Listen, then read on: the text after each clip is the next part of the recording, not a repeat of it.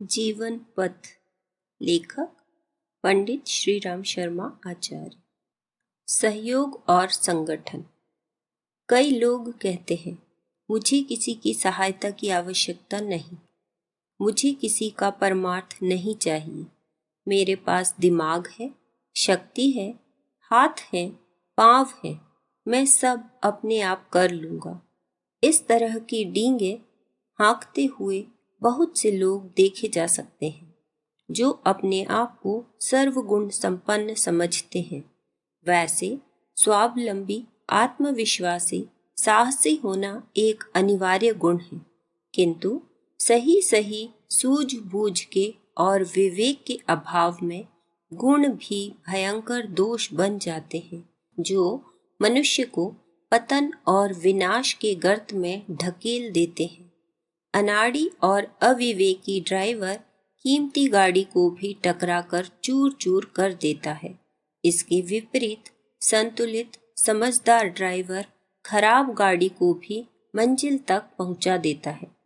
दूसरों के सहयोग की उपेक्षा करने वाले, दूसरों के परामर्श, अनुभवों से लाभ न उठाकर अपनी बुद्धि को ही सबसे अधिक समझने वाले उन हठी, अनाड़ी व्यक्तियों में से हैं जो अपनी मूर्खता की कुल्हाड़ी अपने भविष्य रूपी पैरों को स्वयं ही मारते हैं।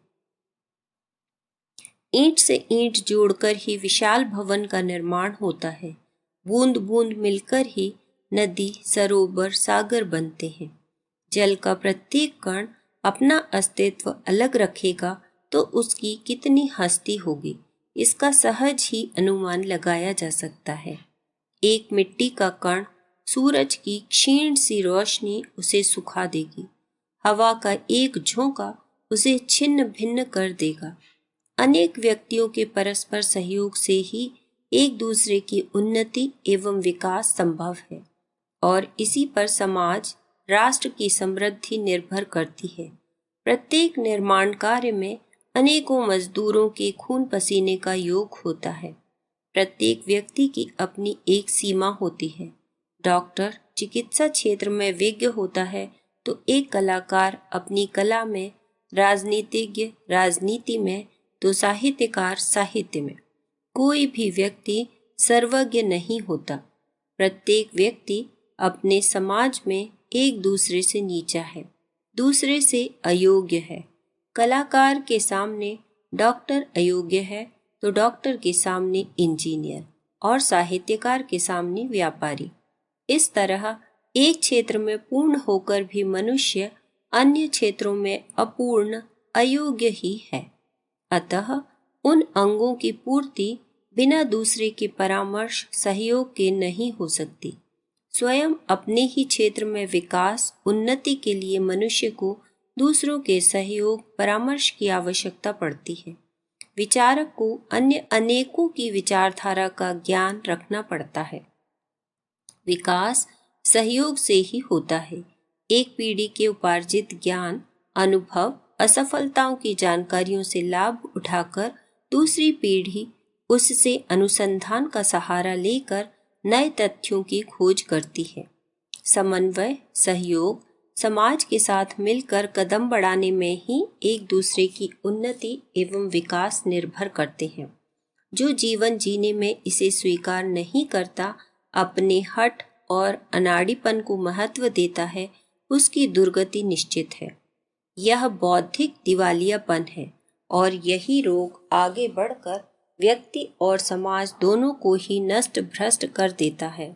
जाति भेद, वर्ण, लिंग भेद, विभिन्न दल, सांप्रदायिकता, भाषा, भेदभाव के रूप में होने वाले संघर्ष, व्यक्ति व्यक्ति में होने वाली तनातनी आदि विसंगतियां इसी बौद्धिक दिवालियेपन की निशानी है। परस्पर के सहयोग, समझौते, समन्वय से असंभव को संभव बनाया जा सकता है, तो इसके अभाव में परस्पर टकराकर नष्ट भी हो सकते हैं। व्यवहारिक जीवन में परस्पर उदारता, गुण, ग्राहकता का अभाव, सहयोग, समन्वय के मार्ग की प्रारंभिक कमी है और इसी कमी से वह अपने आप को असफल ही बनाता है। गुण ग्राहकता के दृष्टिकोण से मनुष्य सामान्य तत्वों से भी सहयोग लेकर अपने ज्ञान एवं शक्ति सामर्थ्य को विकसित करके सफल हो सकता है, किंतु बहुधा लोग अभिमानवश दूसरों के गुणों को ग्रहण करने में, उनसे परामर्श करने में अपना अपमान समझते हैं। महर्षि दत्तात्रेय ने पशु पक्षियों आदि को मिलाकर अपने 24 गुरु बनाए थे। एक आज का समय है जब कोई व्यक्ति किसी को हित की बात कहे तो बहुत से लोग इसे अपमान समझकर उसका उल्टा प्रतिशोध लेने पर उतारू हो जाते हैं। व्यवहारिक जीवन में सबसे आवश्यक बात है खुले दिल से दूसरों से सीखना और इसी तरह दूसरों को सिखाना, उन्हें प्रोत्साहन देना। हमारी विभिन्न कलाओं के ज्ञान आदि के लुप्त हो जाने, उनका विकास रुक जाने का यह भी कारण रहा है कि लोगों ने दूसरों से सीखना अपने लिए अपमानजनक समझा, किंतु यह तो संकीर्णता भरी भारी भूल है। दूसरों को सिखाने, उन्हें प्रोत्साहन देने में तो स्वयं की शिक्षा और उन्नति छिपी हुई है। जो दूसरों को कुछ भी नहीं सिखाएगा, उसकी कला, विद्या, योग्यता का विकास भी रुक जाएगा। परस्पर प्रोत्साहन न देना हमारे व्यक्तिगत सामाजिक जीवन की एक बहुत बड़ी कमजोरी है। किसी को प्रोत्साहन भरे 2 शब्द कहने की बजाय लोग उसे खरी खोटी असफलता की बातें कर निरुत्साहित करते हैं, हिम्मत को तोड़ते हैं, जिससे दूसरों को निराशा, असंभावनाओं का निर्देश मिलता है और हमारे सामाजिक जीवन में गतिरोध पैदा हो जाता है। मनुष्य के सद्गुणों को सही दिशा में प्रोत्साहित करके उसकी प्रगति का मार्ग खोलने के लिए उदार होना, स्वयं के विकास के लिए प्रयत्न करना है। खेद है, अनेक भावी कवि, कलाकार, समाज सेवक, तत्वदर्शी, विचारक, साहित्यकार प्रोत्साहन एवं मार्गदर्शन न मिलने, उचित शिक्षा से वंचित रहने के कारण जीवन की असफलताओं से युक्त दीनहीन परिस्थितियों में असहाय पड़े रह जाते हैं। पारस्परिक सहयोग का मानव जीवन में अत्यधिक महत्व माना गया है। हमें दूसरों के सहयोग से लाभ भी उठाना चाहिए और अपनी क्षमताओं को दूसरे के काम आने देने के लिए उदार बुद्धि रखनी चाहिए।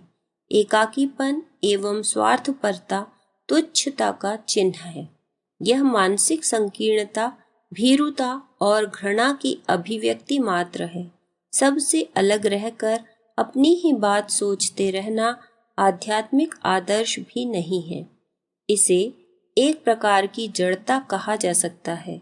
प्राचीन काल के ऋषि महर्षि स्वास्थ्य और सौंदर्य की अधिक अनुभूति के लिए प्रकृति के निकट सानिध्य में रहने की निवास व्यवस्था बनाते थे। उपवनों और उद्यानों में कुटिया बनाकर रहते थे। यह उनकी एक निवास पद्धति मात्र थी। मन की दृष्टि से वे निरंतर लोक सेवा और लोक कल्याण की बात सोचते और वैसे ही कार्यक्रम बनाते थे। उनका उस प्रकार का जीवन क्रम कदापि न था जैसा कि आजकल एकाकी अकर्मण्य लोगों ने अपना रखा है। समाज का ऋण हर एक पर है, उसे चुकाना ही चाहिए। इस ऋण से उऋण हुए बिना कोई व्यक्ति जीवन लक्ष्य प्राप्त नहीं कर सकता। हमें अपनी विचार पद्धति में सामूहिकता के लिए, सामाजिकता के लिए, समन्वय और सहिष्णुता के लिए समुचित स्थान रखना चाहिए। इसी में अपनी भलाई है और इसी में समस्त मानव जाति का कल्याण सन्निहित है। आत्मीयता का विस्तार। भली और बुरी प्रवृत्तियां सभी में होती हैं और वे अपने अनुकूल अवसरों पर धूप छांव की तरह छिपने प्रकट होने का खेल खेलती रहती हैं। दुर्जनों के व्यवहार से खिन्न होकर सज्जनों का प्रसुप्त क्रोध भी एक सीमा तक जागृत हो जाता है। इसके विपरीत सज्जनों के संपर्क में आकर क्रोधी और दुर्गुणी भी अपेक्षाकृत नम्र हो जाते हैं। इसका तात्पर्य यह हुआ कि हर व्यक्ति के अंदर भले और बुरे तत्व मौजूद हैं। अवसर पाकर वे बढ़ते और घटते हैं। यदि अपना व्यक्तित्व सज्जनता संपन्न हो तो सामने वाले व्यक्ति में जो थोड़े बहुत अंश सज्जनता के होंगे उभर आएंगे। यदि अपने में दुर्जनता बड़ी हुई रही तो सामने वाले सज्जनों में भी बुराइयां जान पड़ेंगी। इस प्रकार अपनी स्थिति के अनुरूप दूसरों में भले बुरे गुण जागृत होना और उनके द्वारा हमें प्रसन्नता या खिन्नता के अवसर मिलना स्वाभाविक ही होगा। हम अपने आप को जिस प्रकृति का बना लेते हैं उसी के अनुसार हमारे मित्रों की संख्या बढ़ती है। सज्जनों के मिलने में सुख सहयोग की प्रतिक्रिया होती और दुर्जनों का जमखट हो जाने से क्लेश द्वेष की घटनाएं घटित होने लगती हैं। यदि शांति और प्रसन्नता उत्पन्न करने वाले सज्जनों की मैत्री अभीष्ट हो तो उसका एक ही उपाय है, अपने भीतर की श्रेष्ठता को दिन दिन बढ़ाते चलना। इस दिशा में जितनी गति होगी उतना ही अपना संपर्क समुदाय स्वर्गीय परिस्थितियां प्रस्तुत करने लगेगा। सज्जनों को ही देवता कहते हैं। देवताओं का निवास स्थान स्वर्ग कहलाता है। जहाँ दुष्ट दुर्जन इकट्ठे रहते हैं वहाँ नरक की स्थिति उत्पन्न हो जाती है। मनुष्य चाहे जीवित हो चाहे मृतक अपनी सज्जनता और दुर्जनता के अनुसार अपना स्वर्ग नरक सदा अपने साथ ही लिए लिए फिरता है। कोई दूसरा उसे इसके लिए विवश नहीं करता। अपना आंतरिक स्तर ही स्वर्ग नरक के रूप में फलित और परिणत होता रहता है। हम स्वर्ग चाहते हैं पर अपनी प्रवृत्तियों को उत्कृष्ट नहीं बनाते। हम नरक से बचना चाहते हैं पर दुष्प्रवृत्तियों को नहीं छोड़ते। यह कैसे आश्चर्य की बात है। इन विसंगतियों से काम न चलेगा। जो अभीष्ट हो उसी के अनुरूप तैयारी करनी चाहिए। शांति और प्रगति की प्राप्ति के लिए सज्जनोचित गुण कर्म स्वभाव बनाना आवश्यक है। बिना आटे की रोटी कैसे बनेगी? बिना कलम के लिखना कैसे संभव होगा? अच्छे गुणों का बाहुल्य हुए बिना ना तो सज्जनों में अपना स्नेह संबंध बढ़ेगा और ना उनकी सज्जनता का लाभ ही प्राप्त हो सकेगा। ऐसी दशा में सज्जनों के स्नेह संबंधों द्वारा प्राप्त होने वाली सुखद अनुभूतियों से वंचित ही रहना पड़ेगा। मनुष्य समाज का निर्माण इस रीति से हुआ है कि उसमें परस्पर मिलजुल कर रहने और सद्भावों की स्थिरता होने से ही जीवन क्रम का ठीक प्रकार चलते रह सकना संभव हो सकता है। जिसके जितने प्रेमी मित्र स्वजन और सहयोगी होंगे वह उतना ही प्रसन्न रहेगा और उतनी ही प्रगति कर सकेगा। जो शत्रुओं से घिरा है, जिसे चारों ओर से निंदा उपेक्षा एवं तिरस्कार ही प्राप्त होता है, उसके लिए कोई महत्वपूर्ण प्रगति कर सकना संभव नहीं, भले ही वह कितना ही बुद्धिमान क्यों न हो। इसके विपरीत कम योग्यता वाले व्यक्ति भी मित्रों और सहयोगियों की सहायता सद्भावना के बल पर उन्नति के उच्च शिखर तक पहुंचते देखे गए हैं। पारस्परिक सहयोग से मानव जीवन को प्रगतिशील बनाने की अत्यधिक आवश्यकता है। लोग चाहते भी हैं कि उनके मित्रों प्रशंसकों और सहयोगियों की संख्या बढ़े, पर यह भूले रहते हैं कि इसका मूल आधार क्या है। किन उपायों से हम दूसरों का स्नेह सहयोग प्राप्त कर सकते हैं, उसकी ओर ध्यान देने से अभीष्ट उद्देश्य पूर्ण नहीं हो पाता और मनुष्य को मित्र रहित तिरस्कृत उपेक्षित एवं एकाकी जीवन व्यतीत करने को विवश होना पड़ता है। अपने स्वभाव में मधुरता शिष्टता प्रेम उदारता एवं आत्मीयता की समुचित मात्रा रखने से उसका प्रभाव दूसरों पर पड़ता है। इस चुंबकत्व से प्रभावित होकर वे अनायास ही सौजन्यपूर्ण व्यवहार करने लगते हैं। दूसरों का सम्मान करने के बदले में हमें स्वयं सम्मान मिलता है। जो दूसरों से उदारता और भलमनचाहत का व्यवहार करेगा उसे वैसा ही प्रत्युत्तर भी मिलेगा। यह संसार पक्की कुएं में मुंह डालकर बोली हुई वाणी की तरह प्रतिध्वनि उत्पन्न करता है। अपने व्यवहार के अनुसार ही दूसरों की प्रतिक्रिया उपलब्ध होती है। क्रोधी, अनुदार, संकीर्ण, स्वार्थी और तुच्छ स्वभाव के मनुष्य शत्रुओं और निंदकों से ही घिरे रहते हैं। उन्हें हर जगह असहयोग, दुर्व्यवहार का ही शिकार होना पड़ता है। दूसरों की शिकायत करने और उनके दोष ढूंढने से पहले हमें अपनी ओर देखना चाहिए और यह विचार करना चाहिए कि हमें बात बात में आवेश तो नहीं आता, अधीरता और क्षुद्रता ने हमें ग्रसित तो नहीं कर रखा है, स्वार्थ और अनुदारता की इतनी मात्रा तो नहीं बढ़ गई है कि दूसरों को अखरने वाली स्थिति अनुभव होने लगे। अशिष्टता बरतने और दूसरों की उपेक्षा करने वाले व्यक्ति को यह आशा क्यों करनी चाहिए कि अन्य व्यक्ति उस पर अहेतु की कृपा करें और अकारण ही उसका सहयोग करने लगे। दूसरों से बड़ी बड़ी आशाएं करने से पहले हमें अपने रवैये में ऐसा परिवर्तन करना पड़ेगा कि दूसरे हमें अपना सहयोगी, प्रेमी और मित्र अनुभव कर सकें।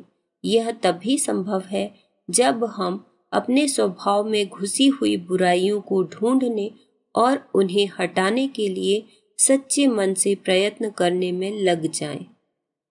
अपना सुधार होने से दूसरों का सुधरा हुआ व्यवहार हमें अनायास ही मिलने लगेगा। मित्रों का स्थायित्व सद्गुणों पर निर्भर करता है।